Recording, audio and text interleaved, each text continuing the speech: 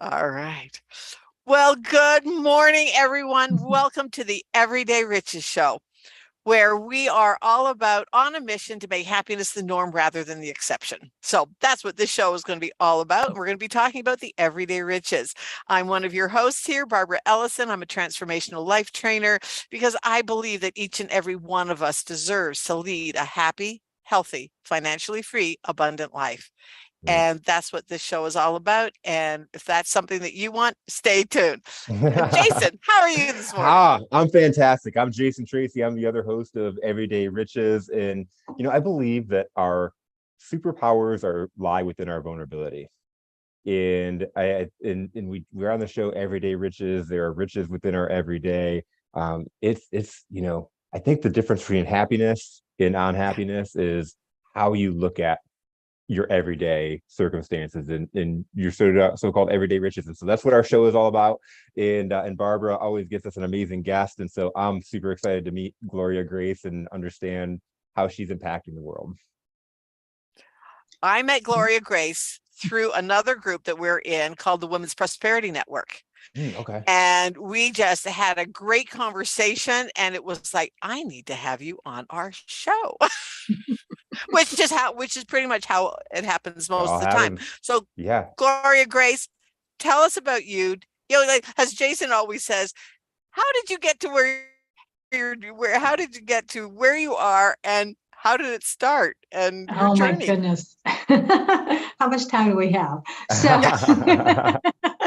because it's a long but I'll do the Cliff Notes version. But I'll just say essentially how I got here was through an interesting curve of events is because before I launched my business, I used to work in television actually, and I was a writer and a producer for the Nightly Business Report on public television. Enjoyed that, worked doing that for quite a few years. Then my husband wound up getting a really good job opportunity in the Orlando area, and so we moved up here from Miami, and I started trying to figure out what I was going to do because I didn't want to work in local television. Working for a national show spoiled me.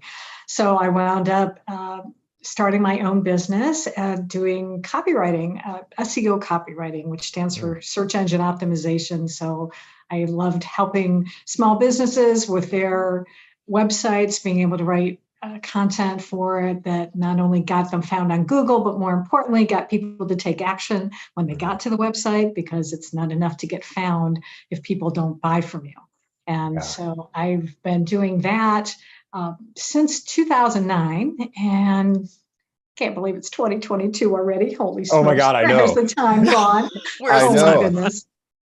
Yeah. And so I was doing that for quite a while. And then happened in my life where my older sister was diagnosed with cancer. And as you know, when anyone has something like that happen in their family, things kind of change, priorities change. In the middle towards the end of her stay on this planet, I was meditating, which is something I actually started doing when I began my business. This thought popped into my head that said you should write a book about love. And I thought, this is crazy because I do online marketing. Where is this idea coming from? And so that and then losing my sister to cancer sort of really got me onto a different type of spiritual journey. And so have spent the last several years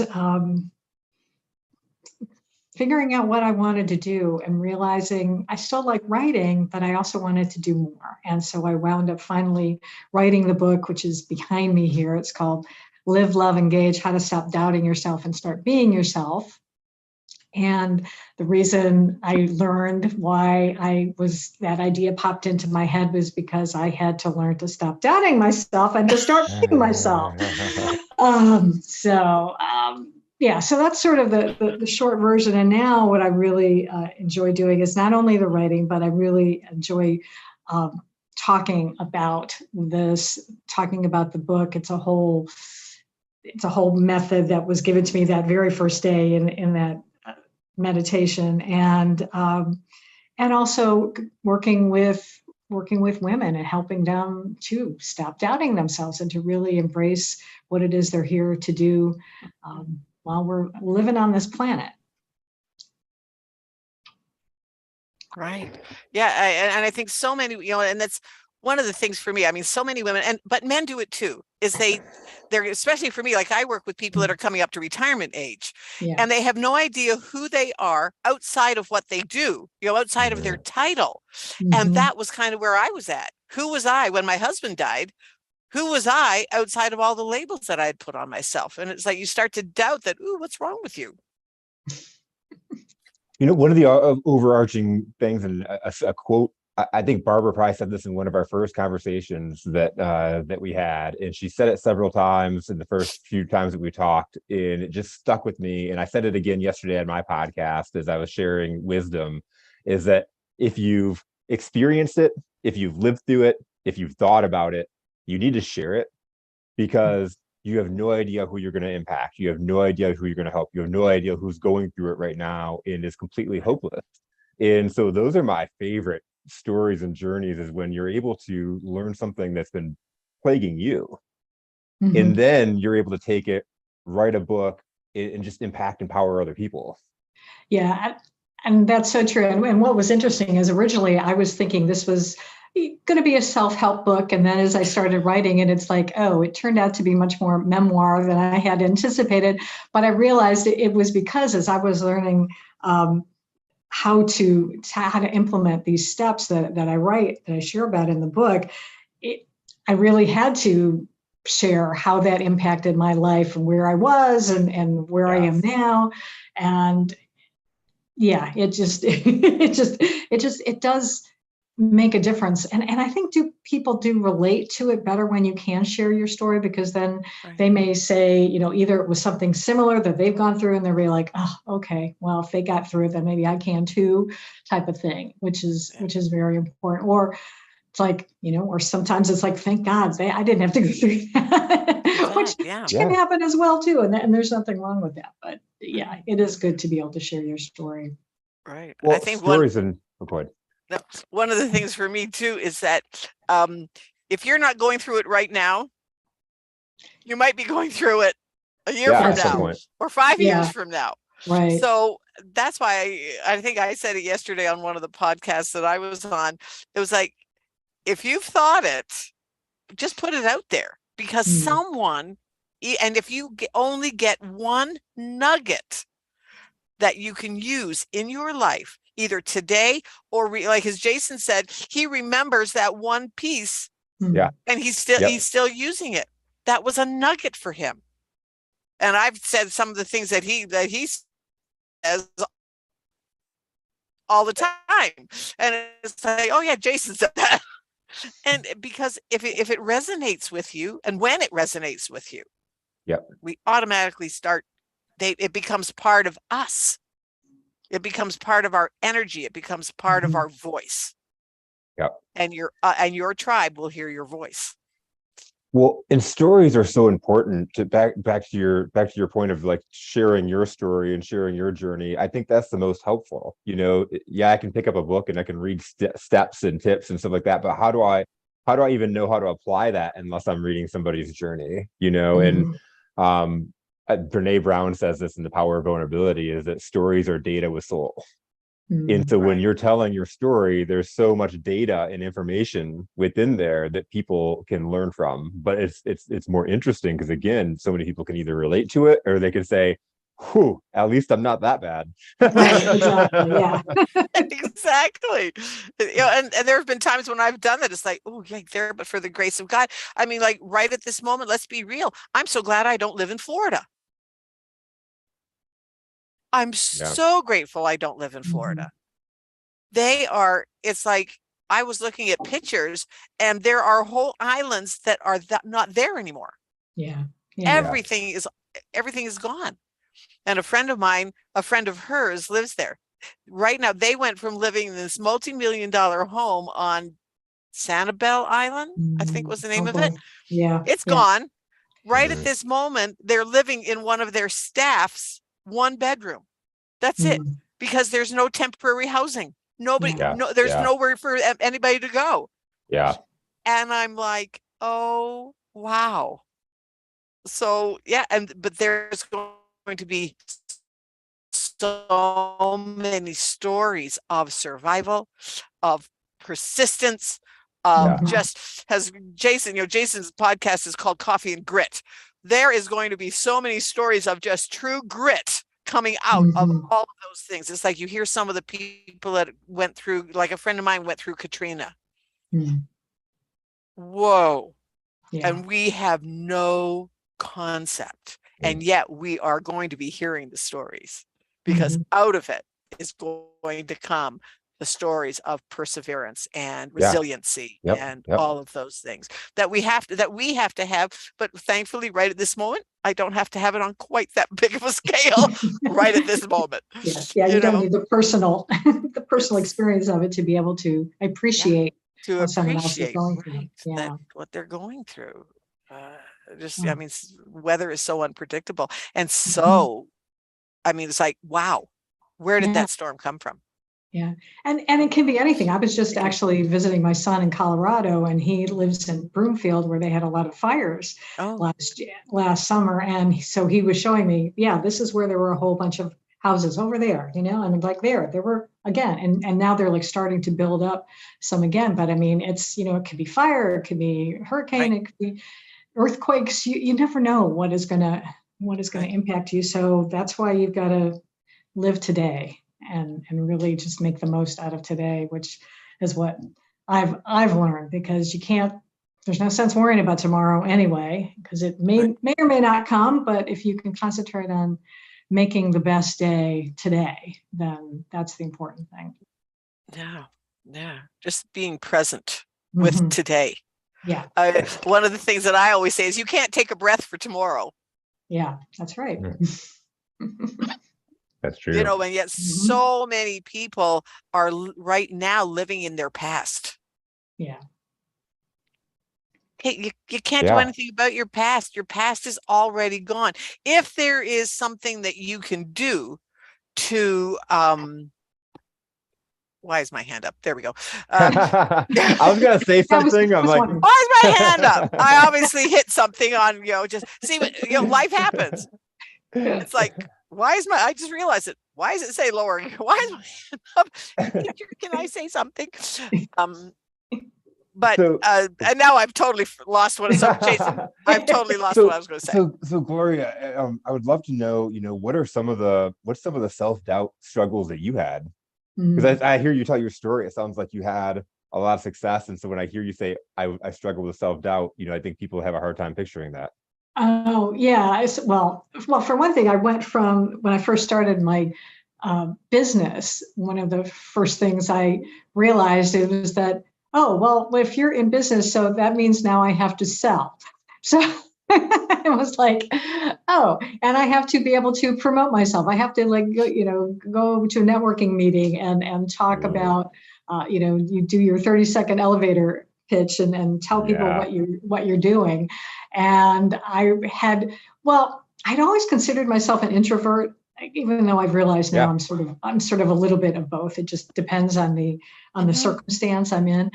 But it was, it was scary doing that. And then just even as I was going through my business and just, I think especially where it showed up was after I'd been in business for a while, of that I was still not making the kind of money that I should be, because I was afraid to raise my prices, Mhm. and where I maybe doubted that someone would still hire me, even though I was doing good work and I had good reviews from people. And so it's just those types of things that kept coming up for me, and especially certainly doubt of writing a book. And that was Yep. so I really turned a lot of that over to God, and just like, okay, what do you want me to say about these things? So I will tell you, which I didn't get a chance to say before, is that when I had this idea to write a book about love, I sat down at my computer that morning and went, okay, well, what would I say about love? And love turned out to be an acronym. And so it was Oh, the L stood for let go and let God. The O was open your heart to receive. The V is value your uniqueness. And the E is embrace your divinity. mm, And so it took me a while to really figure out what all of that meant. And it really was, I would say, even in the process of just sitting down and writing the book, I would go to the beach. I do live in Florida, and thankfully wasn't impacted too much by the storm. But I would go to the beach on Friday mornings and sit there with my notebook and sometimes I had some ideas, and then other times it'd be like, okay, what do you want me to say about this? What does it really mean to let go and let God? Because I know that's a phrase we hear a lot. It's very common, but to me it was letting go of like limiting beliefs about self-worth and about this, that I'm not enough, and even letting go of some limiting beliefs about money that I inherited, I think, from my parents. They both grew up during the Depression, and then my mom was, her brother was in business. That was the only person in our family who was an entrepreneur, and she thought he was a crook. And so, yeah, I mean, plain and simple, really. That was my story. That's my story. Yeah. And so, it was like, okay, well, now I'm in business for myself. How am I going to be successful if I've got this other belief that maybe successful people are crooks? I don't want to be a crook. I'm a nice person. I'm honest. So, it's kind of dealing with a lot of those issues. it's a struggle, and it's a heart-centered people. Like, you want to help people and give back, and so you're barking up. This is right up my alley, because this is where I work with people. I work with people in sales, and coaching them, and I work with a lot of coaches and consultants, because what I notice is we're all heart-centered. And I just was lucky that I spent my whole entire career in sales, and I learned the right way of doing things, in the right mindset of doing things. I realized that sales is actually serving at the highest level. And so, but we also often we have these stigmas and these limiting beliefs in our head. We see the uncle that's a crook. In my family, my grandma had a brother, Dan, that, like, he was a sales guy and he was an entrepreneur and nobody knew what he was up to, and he was shiesty. That was just, I still don't know what he was up to. Like, that was just the perception. Nobody talked to him. They thought he was and maybe he is, but it was like, oh, well, he's this entrepreneur, but he probably couldn't explain. If I'm thinking about it now, as an entrepreneur, if you try to explain to your family what it is you do, I've tried, they don't always get it. They think you're crazy, and if you're making money doing it, and you're also staying away from the family, I can understand why all of a sudden they have it in their head that you're being shiesty. Right. Like with me, I was always told, Barb, nobody's going to pay to get happy. Yeah, they do. Yeah, they do. They want to be happy. I mean, because like the people that I work with are coming up to retirement age, and as I said, they don't know who they are outside of their title, and it's like, oh, there's something more. And statistically, if you don't replace that title with purpose or drive or passion or something, you're going to be dead in 2 years. Within 2 years. And Jason is Jason tells it. Well, Jason, I'll let you tell the story. But growing up in Flint, Michigan, automotive place, and it was the joke that when you retired off the line, chances are you were going to be dead within 2 years, and especially the men. And it was like, oh wow, we need to change this. And we now have the wherewithal of people that can help people to do that, of just having that mental fitness and physical fitness. But then that goes into financial fitness, is where Jason comes in to teach people that it's okay to make money and be of service. Yeah. What did you do though, Gloria, to start kind of shifting that? And some of it was just doing my own work, but a lot of it was working with other people. I definitely hired coaches over the years. I attended personal development workshops, and did a lot of different trainings and a lot of different work with people, and all of it helped. It was amazing. When I was working on the book, I started putting together this file in Google Drive. I call it my spiritual awakening timeline, and trying to put down all the different things I did, because I've, if you name it, I probably did most of it at some point. I mean, because I've studied Reiki. I've been certified in like Reiki 1 and 2. I haven't been not a master yet, but one of these days possibly. I did. Like I said, I've done different personal development workshops. I've even, including what went to a Tony Robbins Unleash the Power Within thing. I walked on coals. I've done that.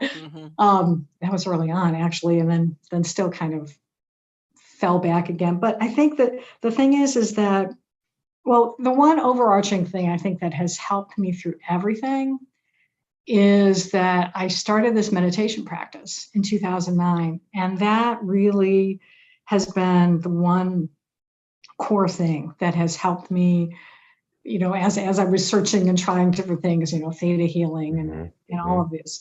But the meditation, and then doing a lot of even just reading of spiritual books and listening to different people, different videos and things, because that really helped me get in touch with my higher self. And that's truly, ultimately, what's going to help you. I think, because you can listen to all sorts of different people, but it really comes down to you starting to get in touch with you.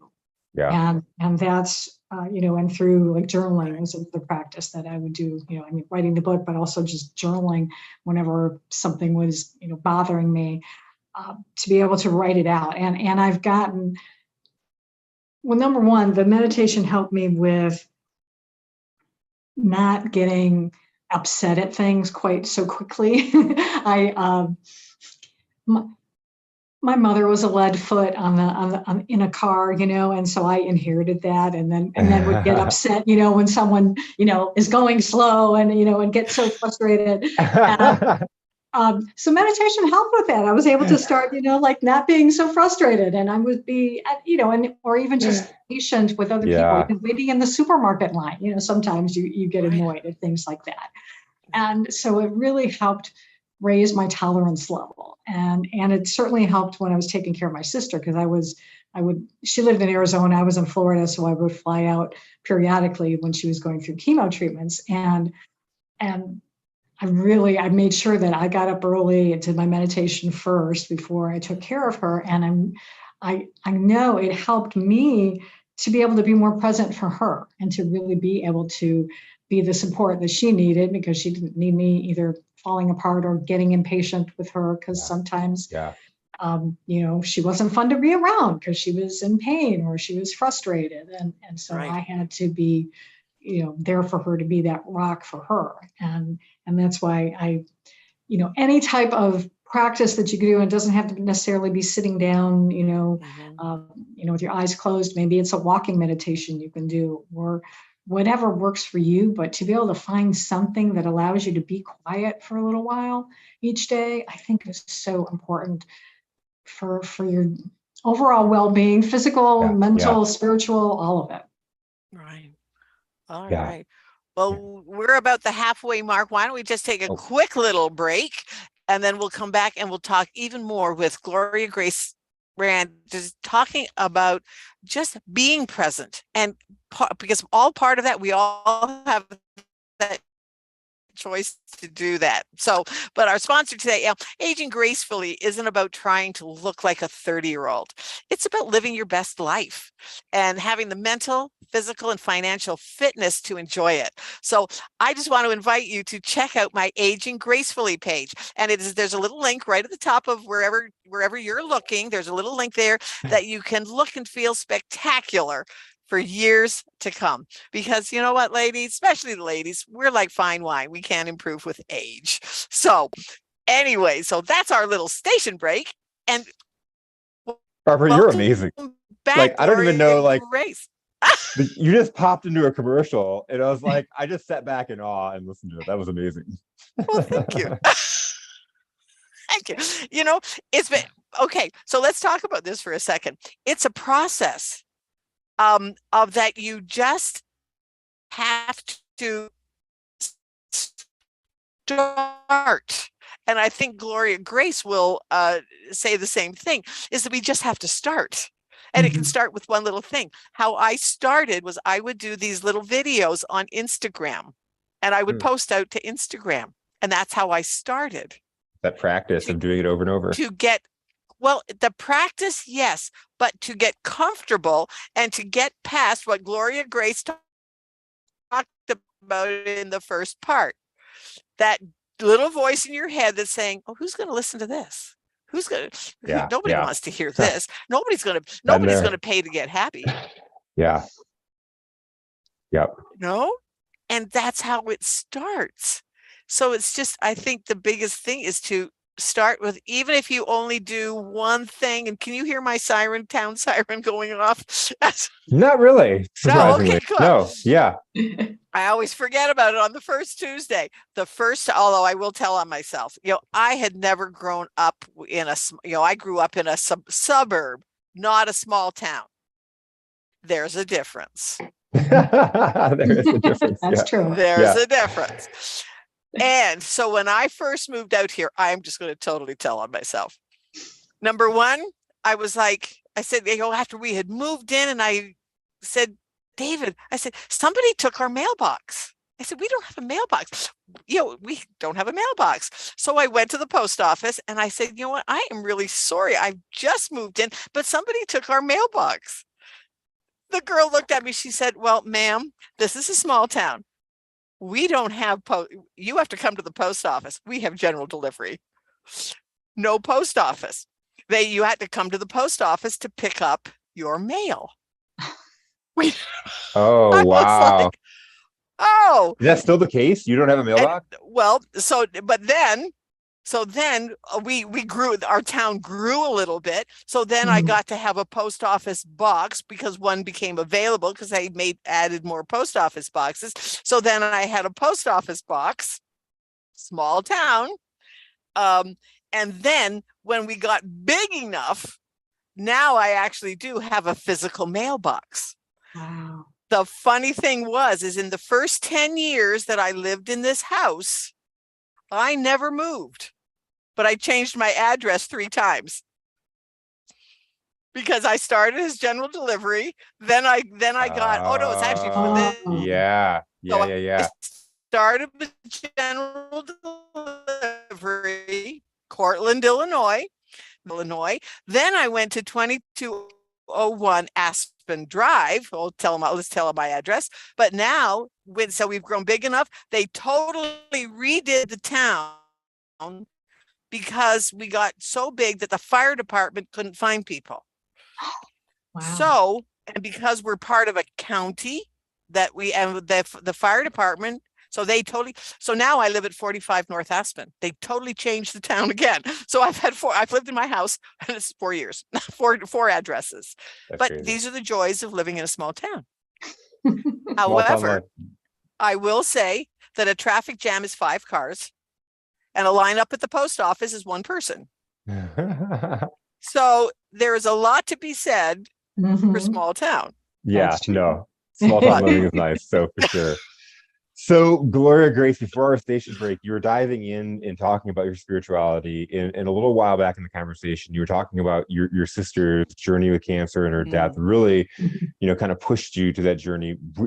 My question is, were you in touch with your spirituality before that, and it just kind of pushed it deeper? Or tell me more about that journey. Yeah, so I was raised Catholic, and but now I like to say I was sort of a cafeteria Catholic, and that you kind of pick and choose which things to A la carte. to believe in, and because a lot of it I just didn't resonate with. Yeah.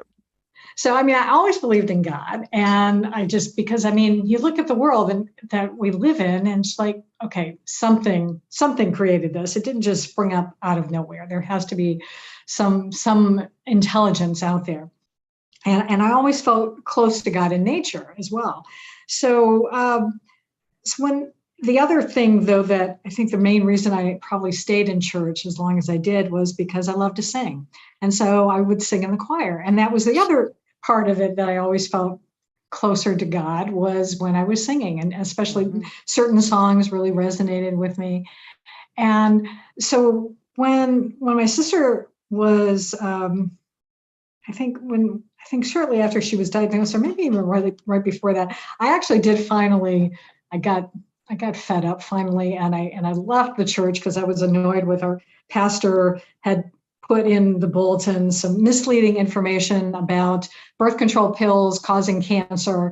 And I'm like, you know what? My mom, God rest her soul, she's passed now. I think she will understand if I leave the Catholic Church. So like, I can't do this anymore. I can't just be a hypocrite and continue going. So I went to the Episcopal Church for a little while because it's also similar to the Catholic Church, but then left. And it was interesting when my sister, when you're facing the end of life, you start talking about, what do you believe? And she would ask me, and it's like, why did you stay in the in church so long? I was like, well, I'm not sure. And it's like my beliefs are evolving. I also tended to believe in reincarnation, because again, it just seemed like one life, that's it, that's all we get this one chance, and that's it. That doesn't seem fair, frankly. And and then you hear other stories about people, and it's like,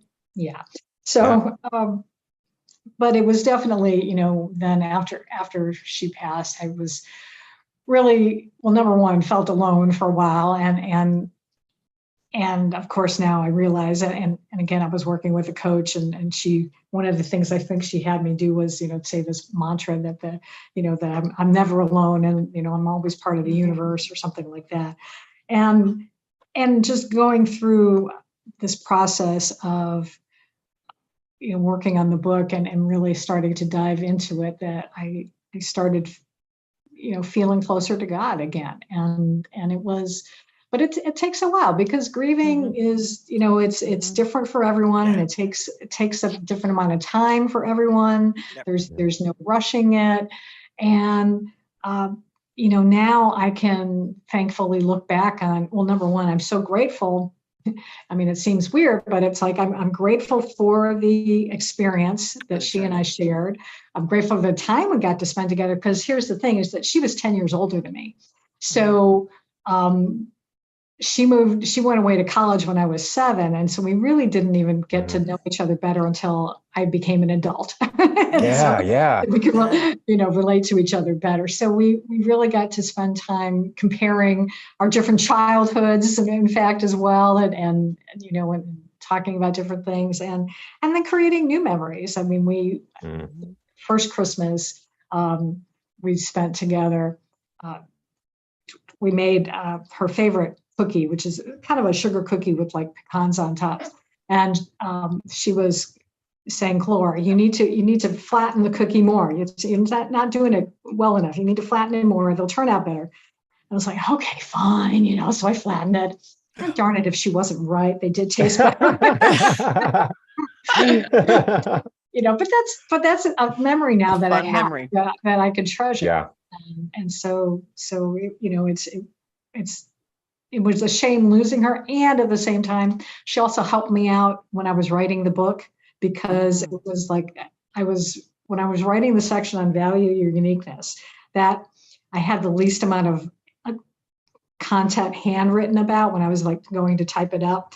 And I just got this nudge at one point to like look up something in one of her journals, and I was reading it, and it was her also expressing her doubt, and doubting that she could recover from cancer, and it's like, it's just another one of these, God's, dealing me a, bad lot in life type of thing. And so I know that, but ultimately it was, I think her having me see that was just this reminder again to not fall into that trap of feeling that way, and to be able to appreciate, all of the things that I am good at, the things that I am, that that are what make me unique. And that's what everyone needs to be able to do as well, is we so often take for granted the things that we're good at, and we don't really appreciate that if somebody else tried to do that, they'd be like, I can't do that. I'm amazed that you can do that.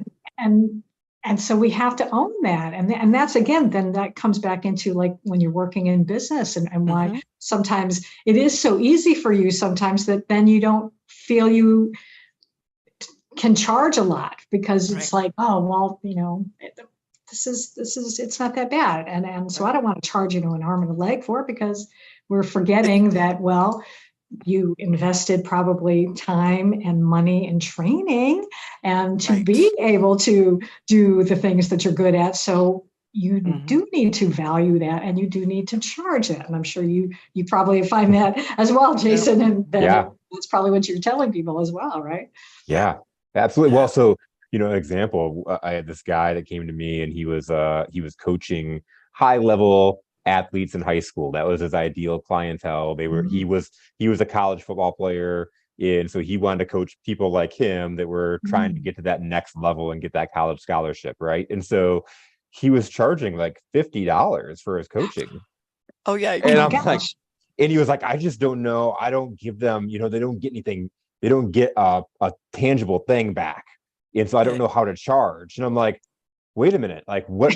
You're trying to get them to the next level. What's the next level? He's like, college. And I'm like, what happens when you get to college if you're an athlete? He's like, well, you get scholarships, and, you know, like, well, okay, so you get the experience to be on a team, right? And you get scholarships. And so how much is that worth? And he's like, hundreds of thousands of dollars in some cases. So like, awesome. Like, through that all, because you didn't go and play pro, but you got a free education. And then what did that set you up for? And he's like, wow, I had connections, and I had, you know, and now I'm a coach, and now I do these things. And so it's like, you set somebody up for life. Your worth is invaluable. If you got a college scholarship, that's worth thousands and thousands and thousands of dollars. So that's you know, you got to think about this differently. It's not about what you're giving them today. It's about what you're getting them. Right. Yeah. It's their future. Like last night, I was listening to a thing on leverage, that if you know, like the average person is going to work for 80,000 hours in their lifetime.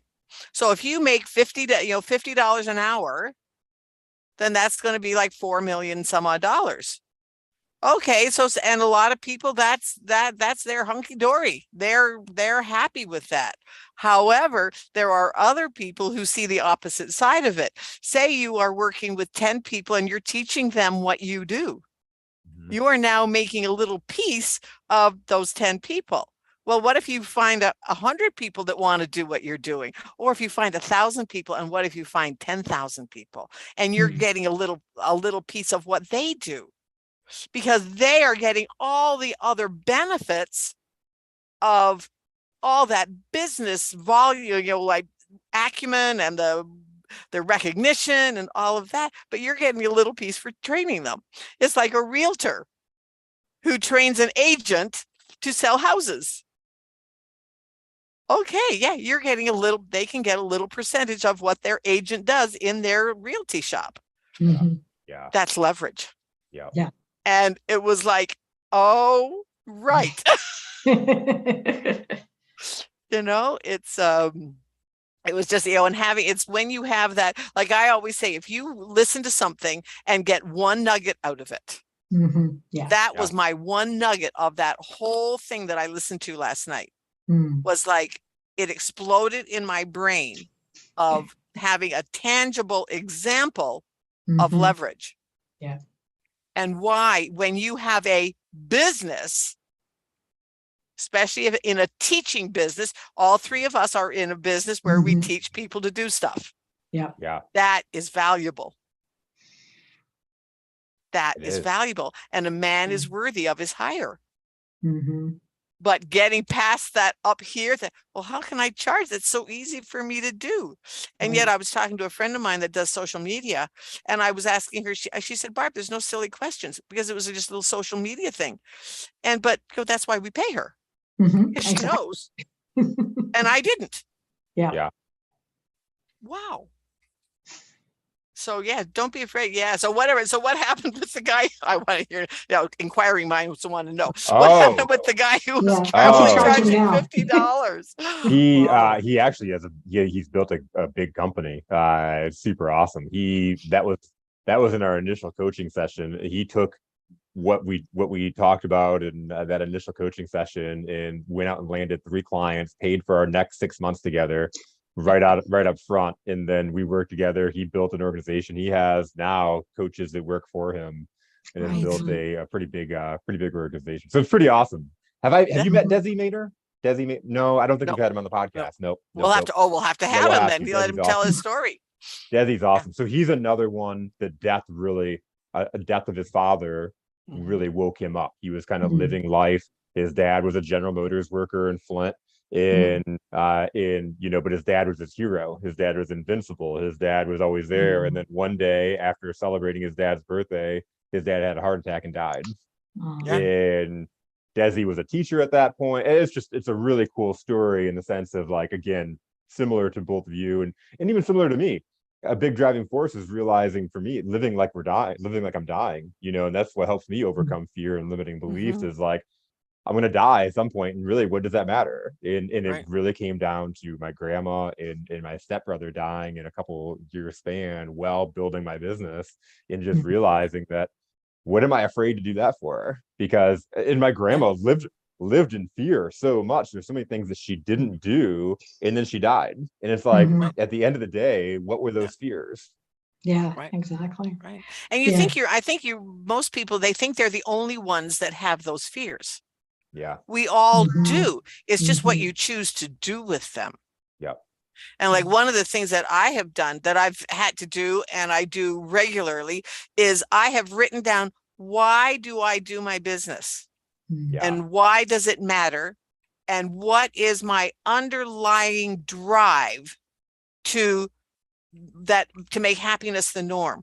Well, for me, my underlying thing that I just come back to all the time is I want to be able to be extravagantly generous to anybody, anywhere, anytime, for any reason, and think nothing of triple.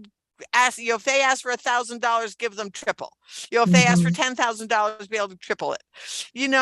To just have that impact on worthy causes, of giving scholarships to worthy kids that could never, ever, ever get put into having this space if they're not athletic, they're not in Mensa, they would have no way to get into a top-notch Big Ten school for what they want to do. And it's like, that's the underlying thing, is that's like, okay, because that's something that brings me joy. And self-care is about getting in touch with what brings you joy. And you don't have to apologize to anybody else of what that is. I can't believe I just said that publicly, but Well, I'm glad you've talked about it. You've talked about those things that, the meditation, the things that have, singing, how you feel closer to God when you're singing. Those are those things. Yeah, absolutely. And that's, we have to let people know about these things. So I'm glad you did, Barbara. It's perfectly fine to say that. And I'm 100% in agreement with you, because I want to be able to to be generous. And that's what it is. And it's that you can't, if you're not abundant and you're not having that, then you can't make a bigger impact in the world. And I want to be able to help other people to be able to make whatever impact they want to make in the world. And so now I've got a pesky cat. Where's Tripod at? I'm surprised Tripod hasn't come up. She's still in the doghouse a little bit because she ate the wire to my Yeti microphone. Oh no. One little tidbit though. Why stores are going out of business. Yesterday I said, well, you know what, because I want to do this other podcast, and the first thing he said to me, he says, Barb, you got to fix your sound. I said, oh, my cat ate the wire for my Yeti. And he says, well, get it fixed before we do this podcast. And I went, okay. And it's it's a one that I want to be on. So it was like, okay, so yesterday off to certain companies that's in a big box. And I walked in the door and I said, this is what I need. I bought my Yeti here and I need the cord. Does it rhyme with rest fry? Right, Okay, exactly. all right. Exactly. And I walked in and this young man, he just kind of looked at me like blank. And just blank. And so I finally looked at him. I said, you know what? Let me just go look myself. Because I kind of maybe thought maybe I could know where they were. So I found my Yeti, but they had no qualifications of what the wire was. Anyway, so I just left. On my way out, I said, thank you so much for your help. Mind you, I said the words, but the attitude, it had a little bit of a snarky attitude, which is not me. I don't like doing that, but it was Thank you so much for all of your help. Thank you so much for all of your help. Out I went. Came home, clicked on who, the rainforest people, and there was my cord for $7. The rainforest. It took me 1 second, and I was like, the rain. Oh, and there was so I just sent a little message to my daughter-in-law. We all live together, but she has the Prime, and so I said, "Oh, can you order this for me too?" A minute later, came back, done. Okay, so it's going to get here today. Why? Okay, people. Why stores are going out? Yeah. Well, it's solving a problem. It solved it. Amazon came along and they were successful because they solved the problem. And they started out. The only thing they did when they started out was they added free shipping. And now look at everything that you can do. You can get TV, you can get videos, you can get everything. One stop with Amazon Prime. Now, I would say if you are in the retail space, here's my advice for you: is what the problem is. That Amazon is eating retailers' lunch, because the problem is you're not taking care of people, you're not serving people, you're not helping people, right? And so they can go on Amazon and figure it out quicker than and better than dealing with the frustration of dealing with the crap that's out there. I was in retail for years, and we became successful because we understood that and we served our clients at a higher level. Our goal was if they came in a bad mood, that they would leave happy and wanting to give back, right? And so we were there to change attitudes, because they were so used to walking into the retail locations where people just sucked. And then they got an experience with us where we got to know them, I got to understand their problem, and then came up with a solution. Right. Yeah. It's a shame that more retailers aren't taking advantage of this opportunity, because they've got a golden opportunity to really make it, make their customers happy and have them keep coming back, because there's still a lot of times I prefer to go to a store and actually be able to see something and touch it. I mean, I don't like buying clothes online. I want to be able to buy it in a store, try it on there, not have to wait, for it to come and, I try it on, I don't like it, and then have to mail it back. And then have the hassle of sending it back. It's like, I want to be able to find something there. And it's like, I even still like physical books, even though the Kindle is helpful. But I found that I just visited my son in Colorado, and I found that I only used the Kindle a little bit. Mostly I was reading my book, because I brought library books with me, and I was reading those because I still like to do that. Because you want to feel the sensation of turning the page. Absolutely. Anyways, Gloria Grace, this has been absolutely amazing. So any last words and also how do people get in touch with you? Okay. Well, I'll deal with how to get in touch with me first, which is to go to my website, which is gloriarand.com, GLORIARAND.com. And you can contact me there. And there's, I think, links to my social media. If you look for Gloria Grace Rand on social media, you'll find me. But I would say last words of advice, especially on, as we were saying, how to stop doubting yourself and to be yourself, is to, one of the things I still love, and I recommend this to my clients, and I know, and I've had a client who told me she felt really awkward doing it at first, but then it got to be a good practice is to follow the advice that Louise Hay talked about, doing mirror work, where you look at Yes. yourself in a mirror and say, Gloria, I love you, and it does seem a little weird at first, but she did it, even in her car, she'd been looking at, in the Yes. mirror or wherever, because it really, when you can start really loving yourself, then that's where all of the wonderful things can start happening, because it stems from that. Because you can't even have good relationships with other people unless you've got a good relationship with yourself. So it really starts from there.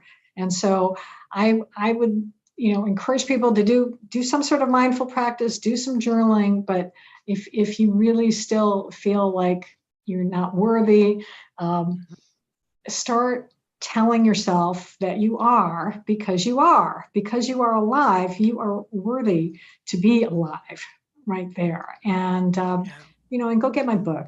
Yeah, exactly. There too. That was going to be our next thing. How do we get your book? Yeah. Where do the people get it? Your website or? You can get it on my website. You can also get it from Amazon and Barnes and Noble, I think, as well. And they have it in Kindle, and soon it will be on Audible, maybe in another month or 2 months at tops, because I've got somebody working on it right now, editing it together. Awesome. So. I was gonna say, are you reading it, or do you have somebody else do it? No, I read the intro. I started to record it last year, actually about 15 months ago, got about 3 chapters in, and then life got in the way. And so finally this year I was on some training where they said, you really should do an Audible. And I'm like, you know what, and they recommended hiring someone. I'm like, And so I found someone, and she did a really good job of reading it. So that's super awesome. And she got it done. Whereas I wasn't doing it because I was doing other things. And that's the lesson. If it's something that you're not good at, or it takes you too long to do, hire it out. Yes. Words to live by, words of wisdom. Yes. Yeah, don't try to do everything yourself. I just had a talk with myself this morning. A couple of things. I need to give that to my virtual assistant. I do not need to be doing it. Yeah. So Gloria Grace, that was a great just way to end the show. And thank you so much for coming on and sharing you and your experiences. Oh, well, thank you so much for having me. You are both a delight to talk to, and I really enjoyed it so much. Yeah. Awesome. Thank you so much. Stay tuned. We'll see you next week. Yeah, we'll see you next week. For another great show. You would ask me that. And being totally authentic right at this moment. Not sure. Okay. No, I think I know, but I haven't confirmed. Okay. And so there is the difference. There is the difference there. So that's why. So life lesson for Barbie today. Don't be like 5 minutes beforehand going, "Ooh, yike! Ooh, is she going to come on or not?" So right now I'm hoping yes, but don't know for sure. But Jason and I, we've been known to have our guests not show for just whatever reason, and it's like, oh, okay, fine, we'll just do our show. We'll just do it ourselves. And those have been some of our best shows too. So we get lots of comments. It all works. I mean, I have a podcast, and I've gone through that as well, where I've had a guest and I'm like, you know what, I'm going to take advantage of this time, and I'll just record myself, and it's all good. I did that for the first time ever yesterday. I did a podcast solo, and it was weird. However, I've had so many of my guests that have called me and tried to cancel, or they've delayed or tried to get out of it, or told me they're so nervous. And I went through all those emotions yesterday. I tried to cancel, and I'm like, no, I'm not going to do that. And then I'm like, thought of all the reasons that I couldn't make it, and it ended up being great. So yeah, exactly. And it's exactly what this show has been about. Get out of your comfort zone. Get out of your comfort zone, and don't listen to those voices in your head. Yeah. Yeah. So pay attention to the heart instead. The heart's better. The heart is so much wiser. It is so much wiser. So, hey, thank you so much, everyone, for listening. Oh, shameless plug.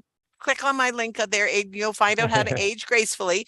But also, if you like us, share us. Yeah. leave a Mhm. comment. If there's something that you would like us to talk about, leave us a comment. If you would like to come on the show, if you have a message that you want to get out there and you're feeling a little nervous about doing it, hey, we're softies. We'll make you feel right at home. Come on the show. And I'm going to say subscribe. Subscribe. So I am horrible at promoting YouTube, and this has been a new thing. But this is our platform that we're moving to, and that we want to make have a success at. And it's so much so I realized my wife wasn't following any of my YouTube pages the other day, and so so it's one of those things. I it's like promoting it and getting it out there. I'd never asked for people to subscribe, but Yeah. if you like this and you're watching this, subscribe. Yes. So have a great one and welcome to the Everyday Riches, where you can